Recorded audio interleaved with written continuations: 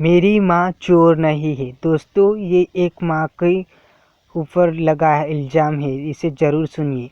पत्नी बार बार माँ पर इल्ज़ाम लगाए जा रही थी और पति बार बार उसे खामोश रहने को कह रहा था, लेकिन पत्नी चुप होने का नाम ही नहीं ले रही थी।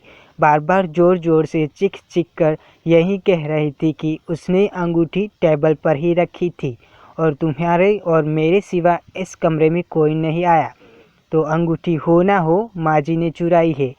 बात जब पति की बर्दाश्त से बाहर निकल गई तो उसने अपनी पत्नी को जोरदार थप्पड़ जड़ दिया। अभी 3 महीने पहले ही तो उनकी शादी हुई थी। पत्नी को थप्पड़ सहन नहीं हुआ और वह घर छोड़कर जाने लगी और जाते जाते पति से एक सवाल पूछा कि तुम्हें अपनी माँ पर इतना भरोसा क्यों है। उस समय पति ने जो उत्तर दिया उसे दरवाजे के पीछे खड़ी माँ ने सुना तो उसका दिल भर आया। पति ने अपनी पत्नी को बताया कि जब वह छोटा था तब उसके पिताजी चल बसे।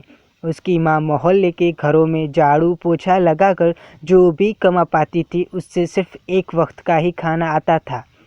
माँ एक प्लेट में मुझे रोटी देती और खाली टोकरी ढक कर रख देती और कहती, मेरी रोटी इस टोकरी में है बेटा, तू खा ले।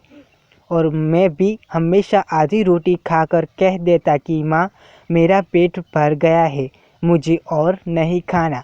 माँ ने मुझे मेरी आधी जूठी रोटी खाकर मुझे पाला पोसा और बड़ा किया और आज मैं 2 रोटी कमाने के काबिल हो गया हूँ। लेकिन यह कैसे भूल सकता हूँ कि जिस माँ ने अपनी उम्र के उस हिस्से में अपनी ख्वाहिशों को मारा है, वह माँ आज उम्र के इस हिस्से में कैसे अंगूठी की भूखी होगी, यह मैं सोच भी नहीं सकता। तुम तो सिर्फ 3 महीने से मेरे साथ हो, मगर मैंने तो माँ के कठोर परिश्रम को बचपन से देखा है। यह सुनते ही माँ की आंखों में आंसू छलक उठे। वह समझ नहीं पा रही थी कि बेटा उसकी आधी रोटी का कर्ज चुका रहा है या वह अपने बेटे की आधी रोटी का कर्ज।